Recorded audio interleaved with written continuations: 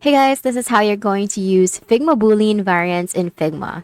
First, you're going to select a component that you want to work with. So first, before you get to a component, you have these. So in order for you to turn these elements into a component, you're going to have to click on them. And then you're going to right click and then click on create component. And now we have a component.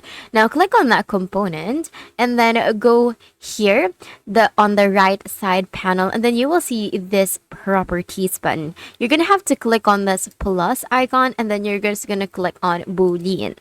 Now you can name it something like active or visible, but for this one, we're just going to type in active and then just make sure that the value is true. And then you're going to have to click on create property. Now for each variant, just toggle the Boolean property on or off depending on the state that you want shown. When you use the component in your designs, you will be able to switch this Boolean to instantly change its look or behavior without duplicating elements. And that's it. That is how you're going to use Figma Boolean variants in Figma. If you found this video helpful, please don't forget to like the video and subscribe to the channel for more.